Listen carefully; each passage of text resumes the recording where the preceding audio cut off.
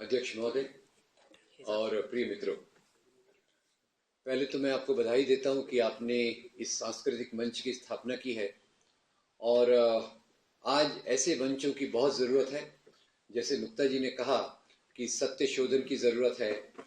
वास्तव में मुझे लगता है कि आज के आधी राजनीति और आधी जो चीज़ें चल रही हैं वो इस कारण से हैं क्योंकि जो वास्तविक सच्चाई है उससे अलग रख के एक ऐसे आधार पे राजनीति की जा रही है जो खास तौर से समाज के कमज़ोर तबकों के लिए बहुत नुकसान वाली है।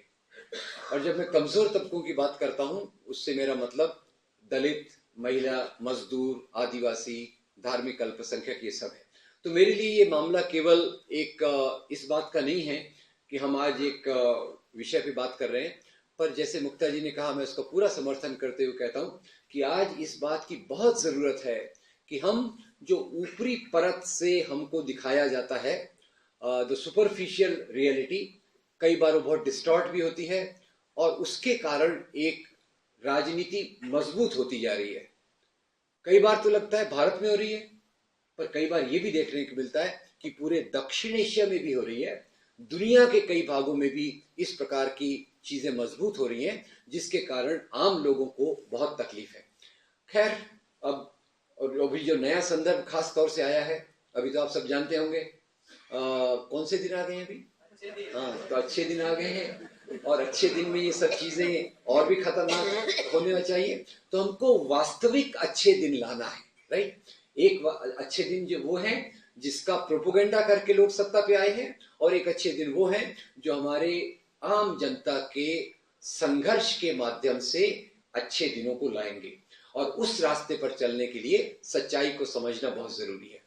खैर, महाराष्ट्र में जो हम बात करते हैं, मेरे सामने हमेशा ये चुनौती रही है कि राजाओं के बारे में, ये राजा वैसे थे, वो राजा वैसे थे, और उस समय के राजाओं को आज के लोगों से जोड़ना, ये सबसे बड़ी बात है। ठीक है, अब मान लीजिए औरंगजेब खराब, खतरनाक, खूंखार, हिंदू विरोधी राजा था। आपने देखा मैंने कितनी स्मूथली कह दिया वो चारों शब्द, खराब, खतरनाक, खूंखार, हिंदू विरोधी राजा। क्योंकि जहां भी मैं पूछता हूं बताइए भारत में होने वाला ऐसा राजा कौन सा है, बोलते औरंगजेब। ठीक है, चलिए मैं उनको बोलता हूं कि अगर मान लीजिए मैं पाकिस्तान में गया हिम्मत करके, और वहां मैंने सवाल को उल्टा कर दिया, वहां मैंने पूछा बताइए यहाँ होने वाला सबसे अच्छा राजा कौन सा है, तो क्या जवाब मिलेगा? औरंगजेब। एक ही राजा है, देखने के दो तरीके हैं। जब हम इस प्रकार के राजाओं का गुणगान करते हैं, शिवाजी की बात वहां अलग है। पहले शिवाजी पर आने के पहले मैं ये बात बता दूं कि आज जो राजाओं से हमारी पहचान ली जाती है वो अपने आप में बहुत खतरनाक है।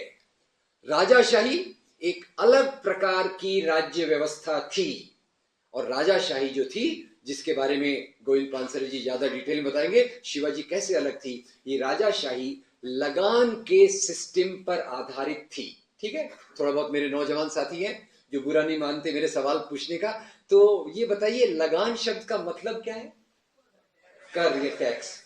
ये आपको पहले से पता था या आमिर खान की फिल्म देखने के बाद पता चला? खैर, मुझे बाद में पता चला, इसलिए मैं आपसे पूछ रहा हूं। ठीक है, अब ये टैक्स समाज में कैसे चलता था? एक मूलभूत बात हम समझ लें। समाज में सबसे निचला तबका कौन था जो उत्पादन करता था, जो टैक्स देता था? वो कौन सा वर्ग था? मजदूर किसान किसको टैक्स देता था? जमींदार को। जमींदार किसको देता था? राजा को। राजा किसको देता था? महाराजा को। और महाराजा किसके नाम पे सब वसूली करता था? उससे ऊपर वाला जो सबसे बड़ी अथॉरिटी है उसके नाम पे वो चलता था। सिस्टम बड़ा अच्छा था। इधर राजा, और राजा की पीठ थपथपाने वाला धर्मगुरु।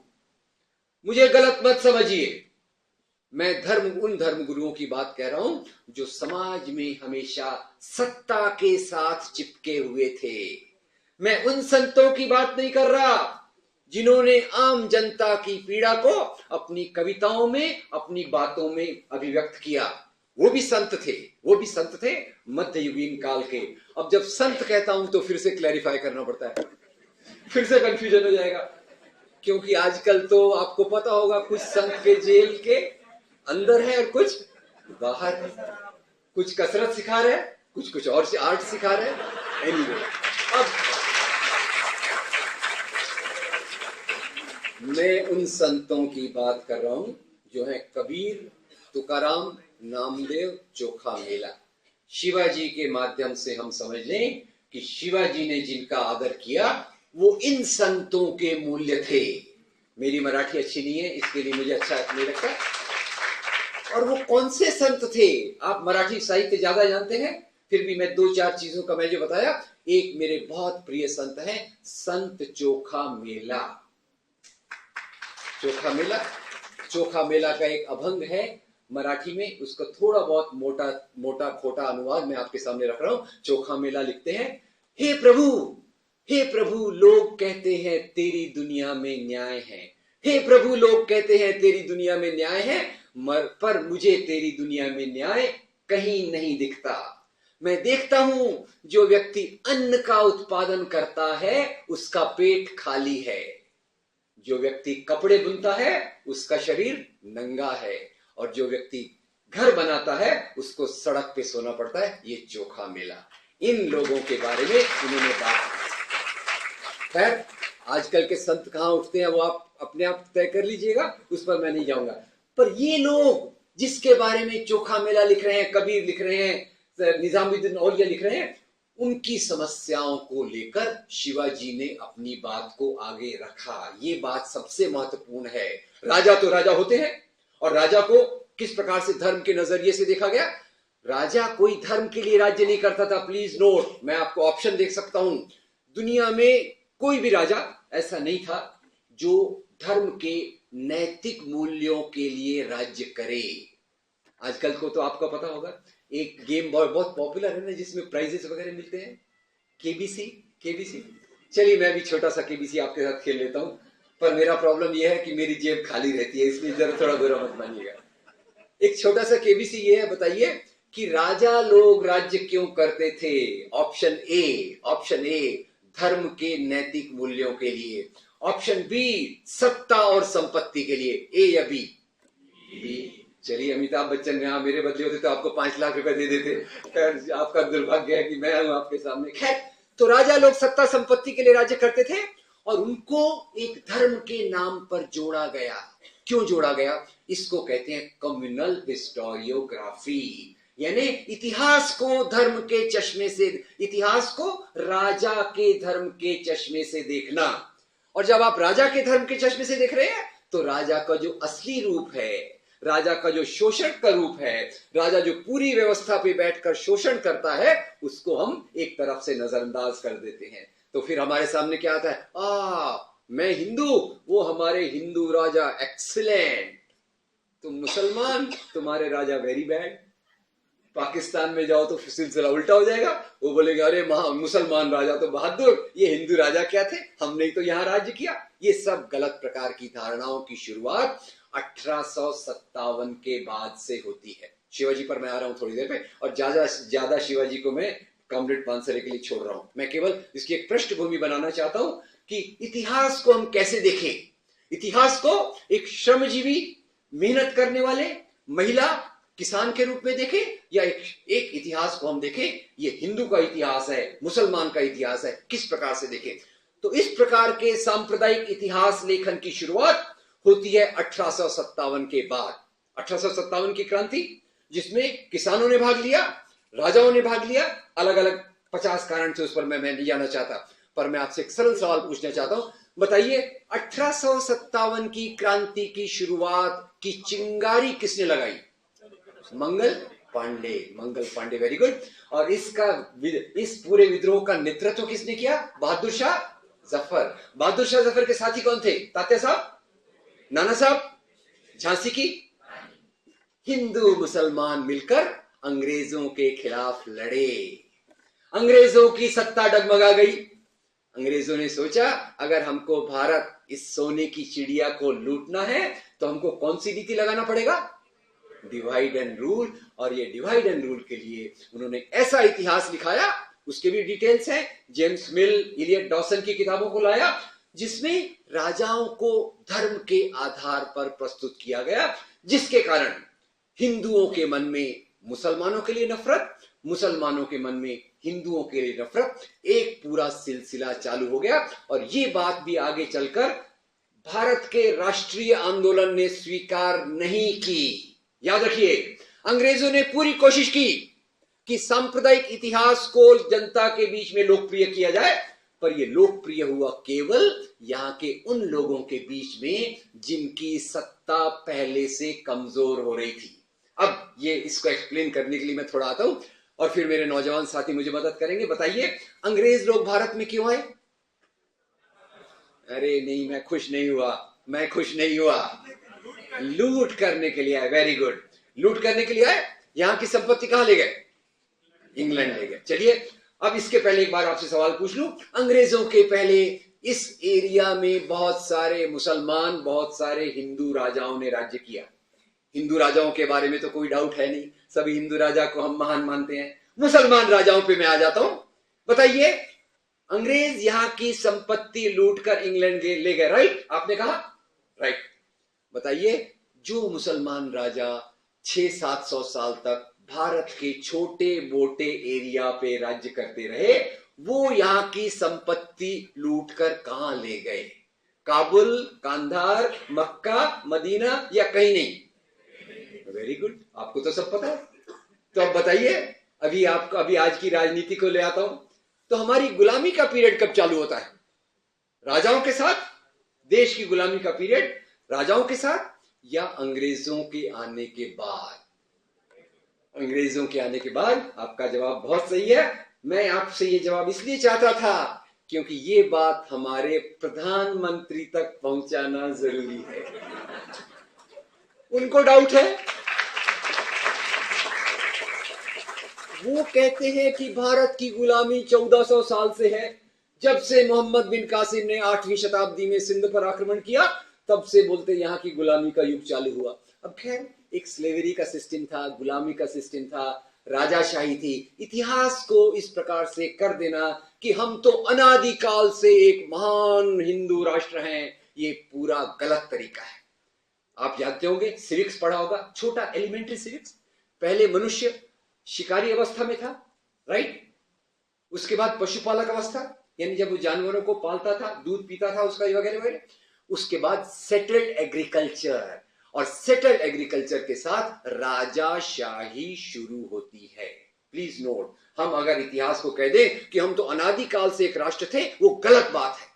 राष्ट्र की कल्पना केवल 300-350 साल पुरानी है। उसके पहले राजाशाही होती थी। खैर, अब इस राजाशाही को अंग्रेज इतिहासकारों ने, उन्होंने हिस्टोरियोग्राफी में ऐसे प्रस्तुत किया कि भाई भारत का जो दुर्भाग्य रहा है वो मुसलमान राजाओं के कारण रहा है, और उसको उन्होंने अपने तरीके से प्रस्तुत किया। जैसे कि भाई यहां मुसलमान राजा अपना धर्म फैलाने आए हैं, पहली बात। और यहां मैं कई इतिहासकारों को कोट कर सकता हूं। लोगों ने यूरोप में भी पॉपुलर किया कि भाई ये मुसलमान राजा वेरी बैड, एक हाथ में तलवार, एक हाथ में कुरान लेके आए, इस्लाम को फैलाया। अब मैं थोड़ा बेसिक सवाल कई बार पूछता हूं, साइंस का विद्यार्थी होने के कारण। बताइए, अगर राजा के एक हाथ में तलवार, एक हाथ में कुरान होगी, तो घोड़ा कैसे चलेगा? एनीवे, उन्होंने कहा, लोगों ने मान लिया। क्या राजा का काम धर्म फैलाना होता है? याद रखिए दोस्तों, प्रोफेसर रोमिला थापर भारत की महानतम इतिहासकारों में से एक कहती है, दुनिया के किसी भी राजा ने अपने धर्म के प्रचार प्रसार के लिए कुछ नहीं किया, एक अपवाद को छोड़कर, barring one exception who belongs to India, जो भारत का है, ओडिशा का है। क्या नाम इनका? सम्राट अशोक। सम्राट अशोक के सिवा किसी राजा ने अपने धर्म को फैलाने का काम नहीं किया। तो भारत में इस्लाम कैसे आया? अगर तलवार की नोक पर नहीं आया, तो यहां मैं चलता हूं स्वामी विवेकानंद जी के पास। विवेकानंद जी से मिलिए। विवेकानंद जी, स्वामी विवेकानंद, संकलित रचनाएं, खंड 8, पृष्ठ 330। क्या लिखते हैं स्वामी जी? कहते हैं, यह कहना बिल्कुल गलत है कि इस्लाम यहां तलवार की नोक पर फैला। यहां के शूद्रों ने, यहां के अछूतों ने वर्ण व्यवस्था के अत्याचार से बचने के लिए इस्लाम धर्म को कबूल किया। तो इस्लाम धर्म कबूला गया या लादा गया? कबूला गया। एक उदाहरण अभी अभी का है, बताइए। हिंदी फिल्म जगत के एक महान संगीतकार हैं जिनको बहुत सारे ऑस्कर अवार्ड मिले हैं, क्या नाम? A R Rahman. A R Rahman का पहला नाम क्या था? उनका पहला नाम था दिलीप कुमार। पहले कौन थे वो? हिंदू। तो क्या फिर ओसामा बिन लादेन ने आके उनको बॉम्ब दिखाया कि तुम ये मुसलमान बन जाओ नहीं तो मैं तुमको खत्म कर दूंगा? गलत। दिलीप कुमार के पिताजी को कैंसर हुआ, वो व्यथित हो गए, शांति की तलाश में निकले।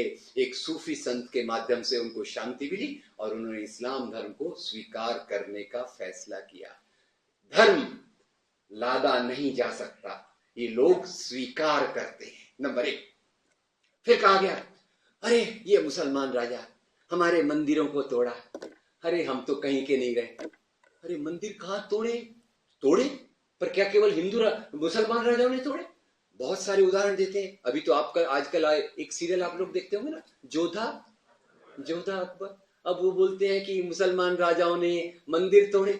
जोधा अकबर में मैं क्या देखता हूं कि अकबर के महल के अंदर एक मंदिर है। Right wrong? किसका मंदिर है वो? भगवान कृष्ण का। और जब कृष्ण जन्माष्टमी मनाई जाती है तो अकबर उसको बायकॉट करते हैं कि उसमें हिस्सा लेते हैं। फिर एक दूसरा सीरियल चल रहा है, भारत का वीर पुत्र महाराणा प्रताप। अब ये मुझे पता नहीं महाराणा प्रताप जी को भारत शब्द पता था कि नहीं, ये मुझे पता नहीं, क्योंकि उनको तो केवल मेवाड़ का राज्य था। अब खैर, भारत का वीर पुत्र महाराणा प्रताप। और ऐसा कहते हैं जैसे महाराणा प्रताप जी ने जो लड़ाई की वो हिंदू धर्म के लिए की, हिंदू अस्मिता के लिए की। याद रखिए दोस्तों, ये लड़ाई हुई हल्दी घाटी के मैदान में। और मेरे सवाल ऐसे हैं कि जिनमें जवाब छुपा होता है, और आप लोग काफी इंटेलिजेंट हैं, आप लोग जवाब दे सकेंगे। बताइए, हल्दी घाटी के मैदान में अकबर आए या नहीं आए? होते तो मैं क्यों पूछता। अकबर नहीं है तो अकबर के बदले कौन आए? अकबर के बदले आए राजा मान सिंह। और राजा मान सिंह के असिस्टेंट सहायक का क्या नाम था? शहजादा सलीम। ये बात तो नौजवानों को जरूर पता होना चाहिए, शहजादा सलीम, क्योंकि वो इतिहास का एकमात्र प्रेमी राजकुमार है।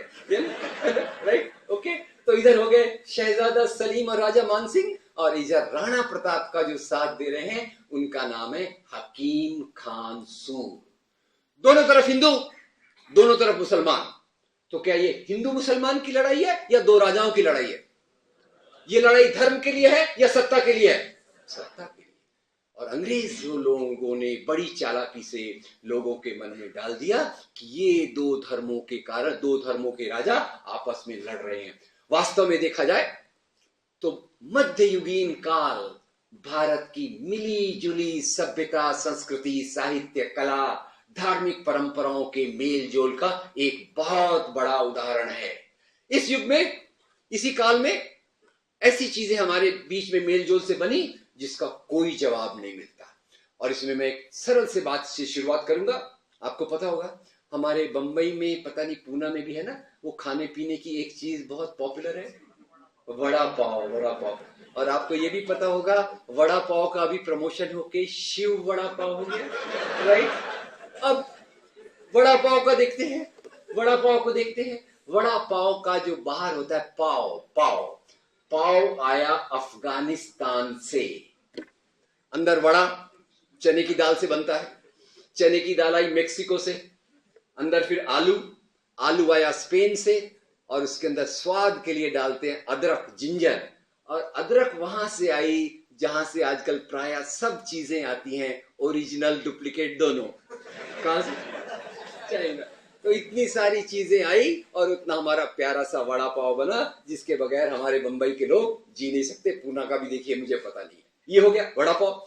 एक और चीज आपके मुंह में थोड़ा पानी ले आऊं, और वो है हैदराबाद में मिलती है बहुत ज्यादा, बिरयानी। Very good. बिरयानी जो है दोस्तों, बिरयानी आई ईरान से। ईरान में इसे कहते हैं बिरयान यहाँ आई। तो हमारी तो आदत है चीजों को ज्यादा टेस्टी बनाना, ज्यादा स्वादिष्ट बनाना। हमने और टेस्टी बना के इसको बना दिया बिरयानी। खैर, ये खाने पीने की चीजें हो गई। अब थोड़ा मैं संगीत के क्षेत्र में आता हूं। और आपको पता होगा आपके अपने प्रधानमंत्री अभी कहां से चुनाव जीते? वाराणसी। दोस्तों, वाराणसी वास्तव में उसका आगे क्या होगा मुझे नहीं पता, पर वाराणसी भारत की मिली जुली सभ्यता, संस्कृति, संगीत का एक बहुत बड़ा उदाहरण है। इसी वाराणसी में हिंदुओं की पवित्र नदी गंगा के किनारे हिंदू मंदिरों की सीढ़ियों पर बैठकर एक महान संगीतकार ने अपनी शहनाई बजाने की कला को विकसित किया। क्या नाम था उनका? उस्ताद बिस्मिल्लाह खान। अब उस्ताद बिस्मिल्लाह खान की इतनी प्यारी प्यारी कहानियां हैं, उनको हिंदू कहूं कि मुसलमान कहूं, सबसे ज्यादा मैं कहूंगा ये भारत की आत्मा का कोई प्रतिनिधित्व करता है तो इस प्रकार के लोग करता है। संगीत हो गया, फिर कविता। स्कूलों में हम कविताएं पढ़ते हैं, भाई एग्जाम में पास होना है कैसे तो भी, और फिर ऐसी पास तो हो गया एग्जाम में जो भी लड़खड़ाते हुए। पर बाद में 1992-93 के बाद मुझे याद आया कि मैंने स्कूल में भगवान कृष्ण के ऊपर कुछ कविताएं पढ़ी थी और उन कविताओं के लिखने वालों के नाम मुझे याद आए। एक नाम जो याद ऑफकोर्स सबको आता है सूरदास, पर दो नाम मुझे और याद आए। एक नाम है रहीम खान खाना, दूसरा नाम है रस खान। नाम है रस खान। कविता किस पे लिख रहे हैं? भगवान श्री कृष्ण पे। पुरानी बात जाने दीजिए, आज पर आ जाता हूं फिर से। वो मेरी फेवरेट फिल्म लगान, और आपको पता होगा लगान में वो अपना क्रिकेट मैच का टेंशन और एग्जाम का टेंशन साथ साथ चलता है ना, दोनों बराबर टाइप के रहते हैं। Last but one day of the cricket match, गांव के लोग टेंशन में है। जब भी टेंशन में तो अपन जाते हैं पूजा पाठ करने। गांव के लोग भी पहुंच गए मंदिर। कौन से मंदिर गए? कृष्ण भगवान। और वहां उन्होंने कौन सी आरती गाई? ओ पालनहारे निर्गुण और न्यारे। जरा सोचिए इस कविता के लिखने वाले का नाम क्या है? Very good, Javed Akhtar. और कविता किस पे लिख रहे हैं? भगवान श्री कृष्ण पे। ये है अपना इंडिया, जिसको कुछ खाकी चड्डी वाले हिंदू राष्ट्र बनाना चाहते हैं।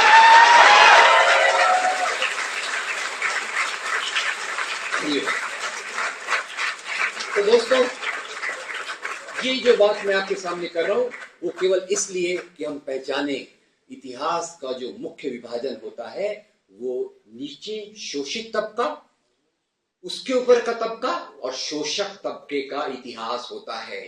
ये जो हॉरिजॉन्टल, अंग्रेजी माफ कीजिएगा, इसको अब मराठी में कर लीजिए, समाज का डिवीजन हॉरिजॉन्टल होता है और सांप्रदायिक राजनीति इसको वर्टिकल डिवीजन के रूप में रख देती है। हिंदू एक तरफ, मुसलमान एक तरफ, जबकि गरीब हिंदू के सवाल, गरीब मुसलमान के सवाल, गरीब क्रिश्चियन के सवाल एक सरीके रहते हैं।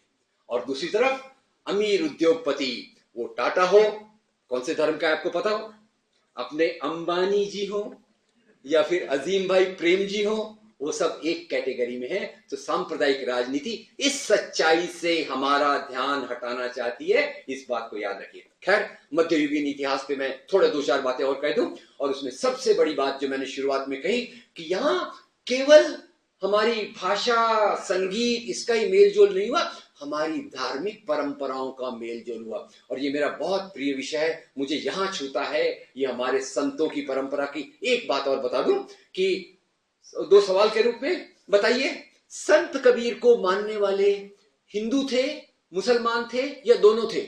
दोनों थे। बताइए, सूफी संत की दरगाह पे हिंदू जाता है, मुसलमान जाता है या दोनों जाते हैं? दोनों जाते हैं। तो दोस्तों, धर्मगुरु और संत में फर्क कीजिए। धर्मगुरु जो होता है वो लकीर की फकीर धर्म ग्रंथों के आधार पर, रिचुअल्स के आधार पर, कर्मकांड के आधार पर धर्म को सीमाबद्ध कर देता है, सत्ता के साथ जोड़ देता है। और संत जो है वो प्यार की भाषा से पूरी मानवता को जोड़ता है। संत पूरी प्यार की भाषा से पूरी मानवता को जोड़ता है। और उसका उच्चतम उदाहरण जो मिलता है वो हमारे महाराष्ट्र के एक बहुत प्रिय कवि साने गुरुजी की छोटी सी प्रार्थना में मिलता है। आपको याद होगा साने गुरुजी की कौन सी प्रार्थना है? खरा तो जगाला प्रेम अर पावे। तो प्रेम की ये परिभाषा जो है, यही परिभाषा कबीर की थी, यही परिभाषा साने गुरुजी की है, और इसी प्रकार की चीजों से आगे चलता है। खैर, तो आजादी के आंदोलन के दौरान एक तरफ जहां अंग्रेजों ने यहां तीन मुख्य परिवर्तन लाए, तीन मुख्य परिवर्तन, सामान यहां से ले जाना था। जैसे पूना से कहां ले जाएंगे? लंदन। तो पहले कहां ले जाना पड़ेगा? बॉम्बे। पूना से बॉम्बे सामान कैसे जाता था पहले? रेल, ट्रेन तो अंग्रेज लाए, वही तो मुझे आपको बताना है। पहले जाता था रेलगाड़ी, रेल रेल, उसके बदले अंग्रेज, पहले जाता था बैलगाड़ी, अंग्रेज उसके बदले क्या लाए? रेल। अब दूसरा, उनको संचार व्यवस्था इंप्रूव करनी थी, लेटर्स भेजना था। तो बताइए, अंग्रेजों के आने के पहले लेटर्स कौन ले जाता था? कबूतर। अरे कबूतर भैया ले जाते थे पत्र, पर आपकी उम्र के लिए ठीक है, कबूतर।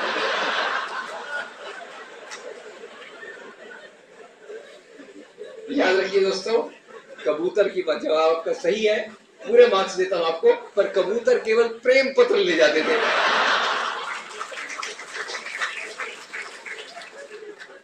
तो उसके बदले अंग्रेज लाए टेलीफोन, टेलीग्राफ, पोस्टल सिस्टम, जिसको हम कहेंगे मेल। पहला था रेल, दूसरा हो गया मेल, और जब लोग विद्रोह करेंगे तो उनको कहां डालेंगे? Very good, rail mail jail, rail mail jail, ये नए परिवर्तन। और इसी के साथ 3 नए वर्ग अस्तित्व में आए, सोशल क्लासेस। याद रखिए, we should be defined by the class, class is related to production.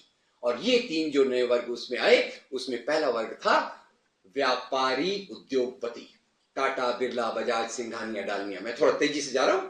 दूसरा वर्ग आया, वो वर्ग मजदूर वर्ग, जो खेती के अपने खून पसीने से उत्पादन करता है। और तीसरा वर्ग आया आपके और मेरे जैसे लोगों का, आधुनिक शिक्षित वर्ग। तो इनको याद रखिए, मॉडर्न एजुकेटेड क्लासेस। या इनको मैं बाईं तरफ दिखा रहा हूं, आशा है आपको पता होगा, left is representative of change, right, it wants social change. अब दूसरी तरफ मैं दिखा रहा हूं, जो पुराने वर्ग थे वो पहले से कमजोर होते गए। और ये पुराने वर्ग कौन थे? राजा, नवाब, जमींदार, जागीरदार, इनकी सत्ता कमजोर होती गई। खैर, तो इधर से कुछ संगठन आए, इधर से कुछ संगठन आए, और इधर से जो संगठन आए उनमें मैं 3 प्रतिनिधि व्यक्तियों के नाम लेता हूं, आप उनके संगठन का नाम गेस कीजिएगा। बस ये आखिरी एक्सरसाइज है, उसके बाद हम थोड़ा सा आगे चलेंगे। तो 3 संगठनों में से जो पहला संगठन आया, उसके व्यक्ति का नाम है सरदार भगत सिंह। उनके संगठन का नाम? वेरी गुड, मैं आपके लिए ताली बजाता हूं, क्योंकि जनरली मुझे कोई जवाब नहीं देता, आपने जवाब दिया, थैंक यू वेरी मच। दूसरे हैं डॉक्टर भीमराव बाबा साहब अंबेडकर। क्या नाम है sir? Republican party of India. खैर आजकल तो बहुत टुकड़ों में बटी है, और उसके जो राम है हनुमान बन के इधर उधर घूम रहे हैं, रिपब्लिकन पार्टी ऑफ इंडिया। अब तीसरा जो है, तीसरा संगठन था, उसमें मौलाना अबुल कलाम आजाद, एनी बेसेंट, सरदार बलदेव सिंह और मोहनदास करमचंद गांधी। क्या नाम था? आजकल लोग उसका नाम लेने से डरते हैं, अरे वो तो खत्म हो गई, क्या वो तो कुछ नहीं बचा। भारतीय राष्ट्रीय कांग्रेस। ये है उभरते वर्ग, जिन्होंने अंग्रेजों द्वारा दिए गए इतिहास को रिजेक्ट कर दिया। मैं इसके लिए बता रहा हूं, उन्होंने they did not resort to communal historiography, they went for a historiography which was rational. Bhagat Singh जैसे लोग क्लास बेस्ड, डॉक्टर अंबेडकर जैसे लोग कास्ट बेस्ड। जो बाकी भारतीय राष्ट्रीय कांग्रेस, उन्होंने इस प्रकार की रैशनल हिस्टोरियोग्राफी का सहारा लिया। और इधर के जो लोग थे, इधर कौन से वर्ग है? डूबते वर्ग, राजा, नवाब, जमींदार, जागीरदार। इसमें जरा याद रखिए, नाम मैं आपको एक बार याद कराना चाहता हूं। और इसमें पहले व्यक्ति का नाम है मोहम्मद अली जिन्ना, पार्टी का नाम मुस्लिम, वेरी गुड। दूसरे व्यक्ती आपल्या महाराष्ट्रातले वीर, वेरी गुड। आणि वो 1924 में जेल से छूट के आए तो कौन सी पार्टी ज्वाइन की?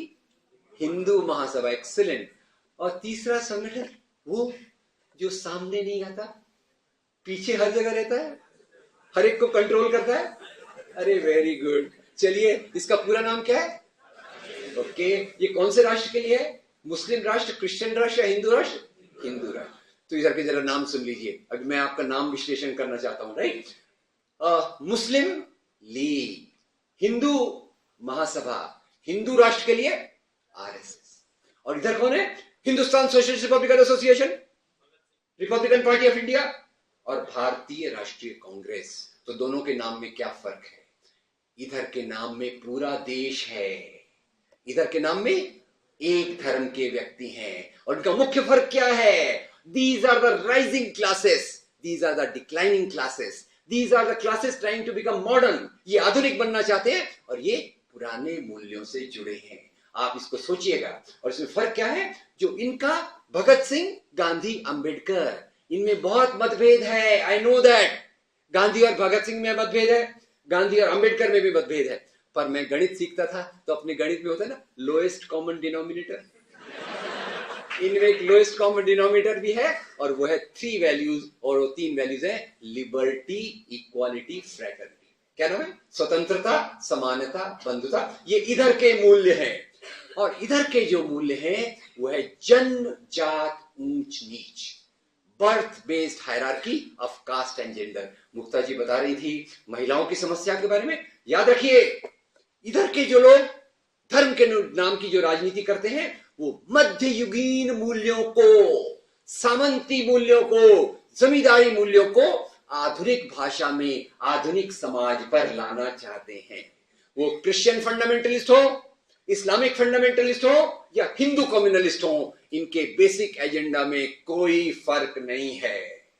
ऊपर से ये दूसरों वालों को टारगेट करते हैं, दे target the minorities from the superficial angle, और नीचे से ये समाज के कमजोर तबकों के ह्यूमन राइट्स को समाप्त करना चाहते हैं। That is the basic difference. फर्क हिंदू, मुसलमान, क्रिश्चियन का नहीं है, फर्क 2 प्रकार के मूल्यों का है। मूल्यों का democratic values versus feudal values. ये एक गहरी बात है, और उसी में हमको देखना पड़ेगा कि आज जो शिवाजी के 3 रूप, हमारे कॉमरेड ज्यादा डिटेल बताएंगे, पर 3 रूप मैं आपको बता दूं शिवाजी को देखने के। महात्मा ज्योतिराव फुले आए। महात्मा ज्योतिराव फुले ने शिवाजी को एक लोक कल्याणकारी राजा, जिसने गरीब जनता के ऊपर टैक्स के बोझ को कम किया, ये एक सही तरीका था जो ज्योतिराव फुले ने हमें बताया। उसके बाद लोकमान्य तिलक आते हैं। लोकमान्य तिलक शिवाजी को गो ब्राह्मण प्रतिपालक राजा कहते हैं, यानी उनका काम और कुछ नहीं है, ब्राह्मणों के पैर धोना और गाय का पालन करना, क्योंकि गाय तो अपनी क्या है? माता। गाय माता है तो पिता कौन है? एनीवे, जाने दीजिए, छोटी, मैं उधर नहीं जाना चाहता। Anyway, right. तो ये इधर हो गया, और ये जो मूल्य इधर के आते हैं, तीसरे शिवाजी जो आते हैं वो आते हैं आजादी के आंदोलन के साथ, जो कम्युनल हिस्टोरियोग्राफी के साथ, जिनको एक हिंदू राजा के रूप में बताया जाता है। शिवाजी और अफजल खान क्यों लड़े? क्योंकि ये हिंदू था, वो मुसलमान था। क्या वो इसके लिए लड़े या अपनी सत्ता के लिए लड़े? अगर हिंदू मुसलमान का मामला था तो अफजल खान के जो सचिव थे उनका नाम कृष्णाजी भास्कर कुलकर्णी क्यों था? अगर ये धर्म के लिए लड़े तो शिवाजी के बॉडीगार्ड का नाम रुस्तम जमान क्यों था? अगर ये इस प्रकार की चीज है, और यहाँ खैर मेरे ख्याल से मेरा टाइम मैंने काफी ले लिया है, मैं यहाँ रुकूंगा, क्योंकि मुझे आपके अपने प्रधानमंत्री को बहुत सारे संदेश देने हैं आपके थ्रू, राइट। और एक बात अभी उन्होंने इलेक्शन के दौरान कही कि भाई देखो शिवाजी कितने महान थे। उन्होंने कहा शिवाजी कितने महान थे, उन्होंने सूरत पर आक्रमण किया ताकि वो औरंगजेब का खजाना लूट सके।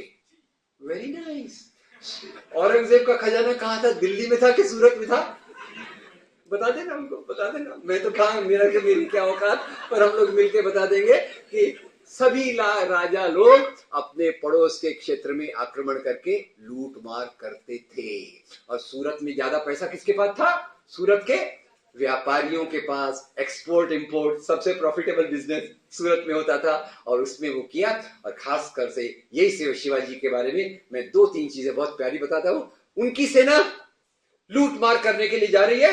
शिवाजी उनको निर्देश दे रहे हैं कि देखिए आप लूट मार तो करते हैं, हम सब लोग, राजा का यही काम है, पर अगर गलती से लूट मार करते समय आपके हाथ में किसी दूसरे धर्म की पवित्र पुस्तक आ गई तो उसका अपमान मत कीजिए, पूरे आदर के साथ उसको उसके धर्म के मानने वाले के पास पहुंचा दीजिए। नंबर 2, इसी सूरत में फादर एम्ब्रोस पिंटो का आश्रम है, उस आश्रम को कोई नुकसान नहीं पहुंचना चाहिए। खैर दोस्तों, मैं अपनी बात यहीं खत्म करता हूं।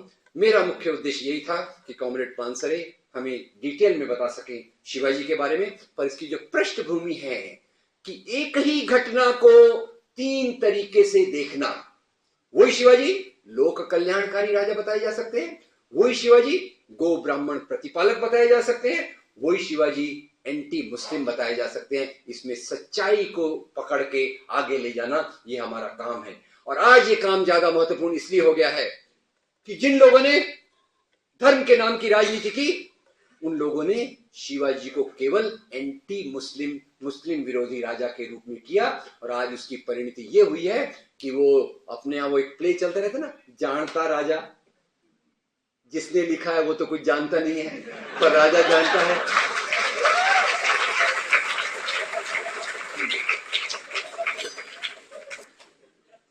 एनीवे दोस्तों, आपका बहुत धन्यवाद। मैं अपील करूंगा कि ये हमारी एक यात्रा होना चाहिए सच्चाई की खोज में, जैसा मुक्ता जी ने कहा। और सच्चाई हमारे वर्ग की सोच से भी जुड़ी है, सच्चाई आम जनता की सोच से जुड़ी है, महिलाओं की सोच से जुड़ी है, आदिवासियों की सोच से जुड़ी है। केवल उन लोगों की सोच से जाकर जो इस प्रकार के भ्रम पैदा करके सत्ता पे आते हैं, उस राजनीति से हमें लड़ना है। शिवाजी के बारे में अध्ययन करते समय मेरा नजरिया यह है कि उनके नाम के ऊपर एक राजनीति की जा रही है, और वो राजनीति आम डेमोक्रेटिक लोकतांत्रिक स्पिरिट के खिलाफ है, आम जनता के हितों के खिलाफ है। तो शिवाजी को सच्चा पेश करने की लड़ाई ये हमारे लोकतंत्र को मजबूत करने की भी लड़ाई है। इसी यही कह के मैं अपनी बात